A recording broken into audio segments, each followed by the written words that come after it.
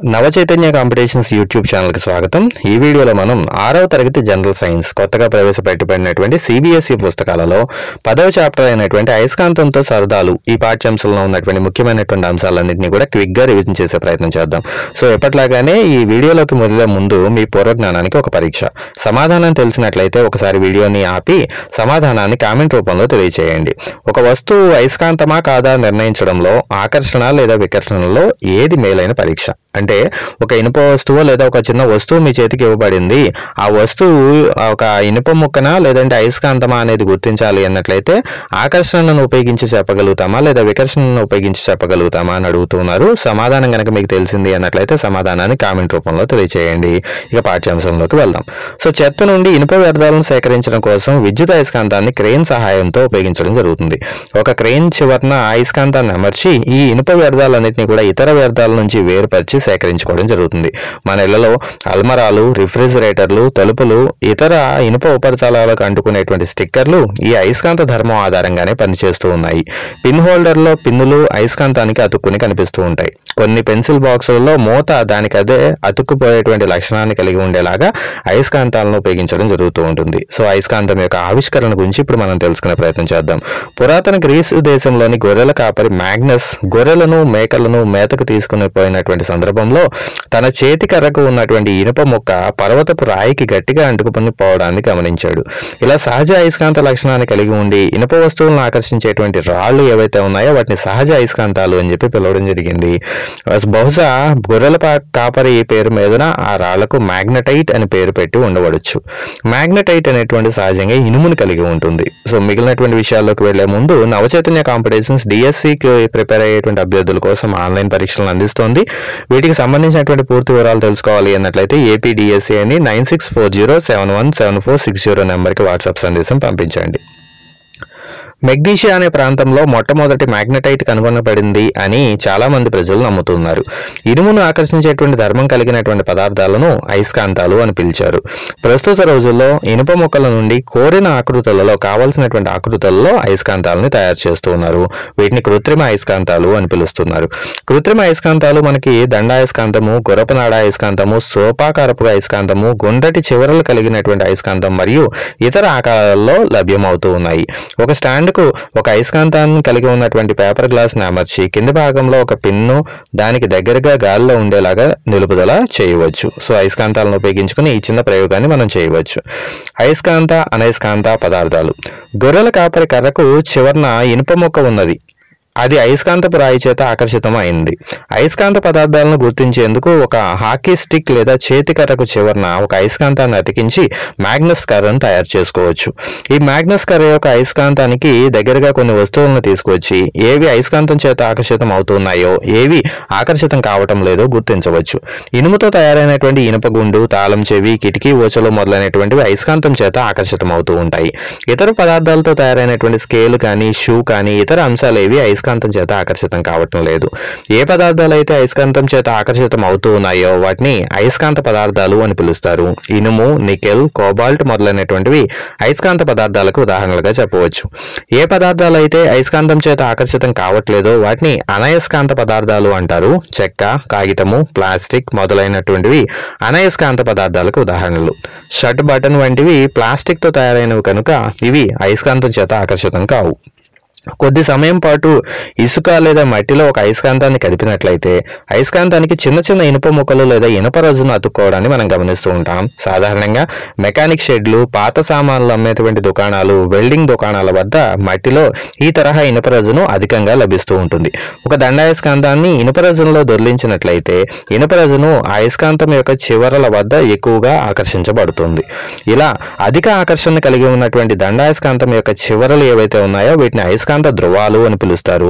ఇనుప రజ్జును అయస్కాంతానికి ఏ విధంగా అతుక్కుంటుందో చూపించడం కోసం రేఖాచిత్రాలను గీయవచ్చు. దిశలను కనుక్కోవడం. చైనాలోని హోయాంగ్ టీ అనే చక్రవర్తి రథానికి ఉండే అన్ని వైపులా తిరగగల స్త్రీ విగ్రహం ఎల్లప్పుడూ దక్షిణ దిశనే సూచిస్తూ ఉంటుందట. చక్రవర్తి తన రథంపై కొత్త ప్రదేశాలకు వెళ్ళినప్పుడు విగ్రహం యొక్క చాచినటువంటి చేతిని చూడడం ద్వారా అతను దిక్కులను గుర్తించగలిగేవాడట.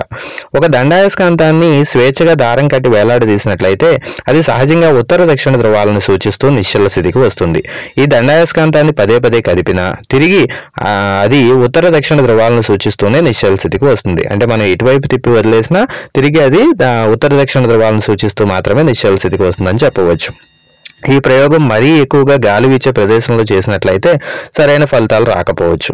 అయస్కాంతానికి బదులుగా చెక్క స్కేలు, ఇనుప కడ్డీ, ప్లాస్టిక్ స్కేలు మరి ఏ ఇతర వస్తువులైనా ఇలా ఒకే దిక్కుకు రావడం అనేటువంటి జరగదు. మనం ఏ దిక్కులో వదిలేసామో ఆ దిక్కులోనే ఉంటాయి తప్ప ఇలా దిక్కులను మార్చుకుని ఉత్తర దక్షిణ ధ్రువాలకి రావడం అనేది కేవలం అయస్కాంతాలు మాత్రమే ప్రదర్శించేటువంటి లక్షణం. సూర్యుడిని పరిశీలించి దండాయస్కాంతపు ఏ ధ్రువము ఉత్తరాన్ని సూచిస్తోందో ఏ ధ్రువము దక్షిణాన్ని సూచిస్తోందో గుర్తించవచ్చు. ఉత్తరం వైపు సూచించేటువంటి అయస్కాంతం యొక్క చివరను ఉత్తర కొన లేదా ఉత్తర ధ్రువము అంటారు. దక్షిణం వైపును సూచించేటువంటి చివరను దక్షిణ కొన లేదా దక్షిణ ధ్రువము అంటారు.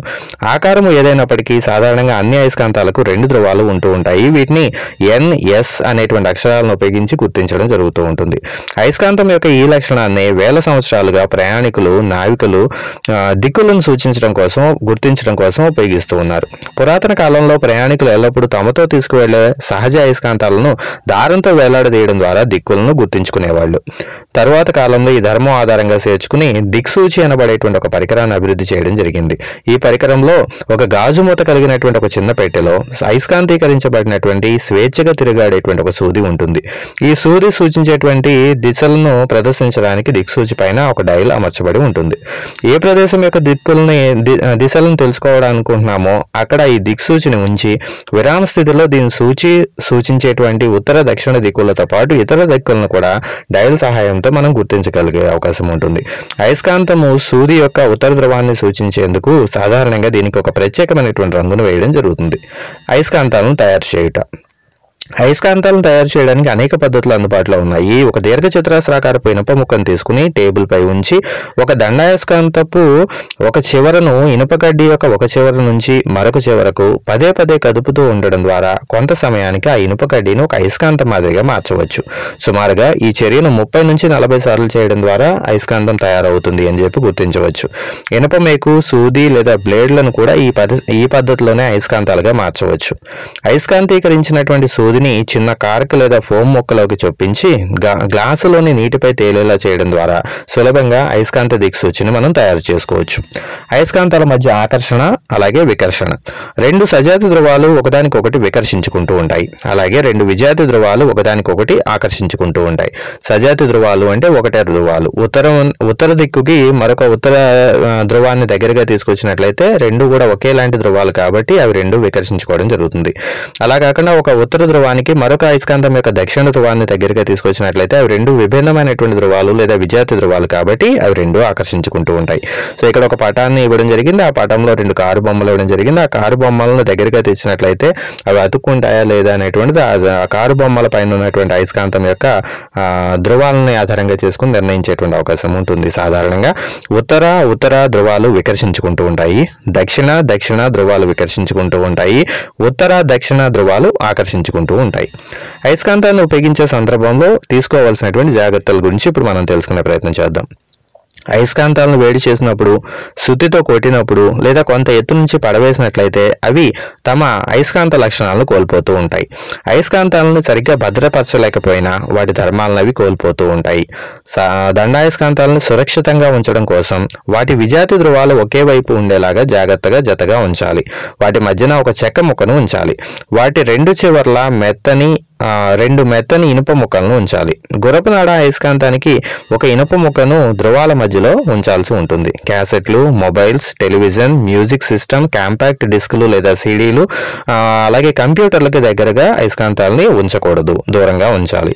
ఒక తొట్టెలోని నీటిలో తేలియాడుతున్నటువంటి బొమ్మ పడవ వైపు ఒక అయస్కాంతం వివిధ దిశల్లో తీసుకుని రాబడింది. అయితే పడవ అయస్కాంతం చేత ఆకర్షితపడుతోంది అంటే పడవ అయస్కాంత పదార్థంతో తయారు చేయబడిందని చెప్పి చెప్పవచ్చు. గుర్తించవచ్చు. అయస్కాంతం వల్ల పడవ ప్రభావితం కావట్లేదు అంటే పడవ అనయస్కాంత పదార్థంతో తయారైంది అని చెప్పవచ్చు. అయస్కాంతం యొక్క ఉత్తర ధ్రువాన్ని పడవ తల దగ్గరికి వచ్చినట్లయితే అది అయస్కాంతం వైపుకి కదులుతున్నదంటే బహుశా పడవ తల వైపు దక్షిణ ధ్రువం ఉండేలాగా మరొక అయస్కాంతం అమర్చబడింది అని చెప్పి గుర్తించవచ్చు. ఉత్తర ధ్రువాన్ని పడవ తలకి దగ్గరగా తీసుకొచ్చినప్పుడు అది అయస్కాంతం నుండి దూరంగా పారిపోతున్నట్లయితే బహుశా పడవ యొక్క తల వైపు ఉత్తర ధ్రువం ఉండేలాగా దానిలో ఒక అయస్కాంతం అమర్చబడింది అని చెప్పి గుర్తించవచ్చు. పడవ తన దిశను మార్చుకోకుండా తేలుతున్నది అంటే పడవ అనయస్కాంత పదార్థంతో తయారైంది అని చెప్పి గుర్తించవచ్చు. గాలిలో తేలియాడే లావుటా ద్వీపం గల కల్పిత గాథ గలీవర్ ట్రావెల్స్ లో కథలో అయస్కాంతాల యొక్క ప్రమేయం ఉండవచ్చు.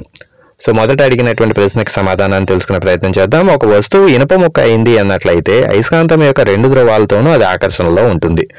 అదే వస్తువు ఒకవేళ అయస్కాంతం అయితే ఒక ధ్రువంతో ఆకర్షణని మరొక ధ్రువంతో వికర్షణని చూపగలుగుతుంది. కనుక వస్తువు అయస్కాంతమా కాదా అనేది నిర్ణయించాలి అన్నట్లయితే మేలైన పరీక్ష వికర్షణ. Thank you.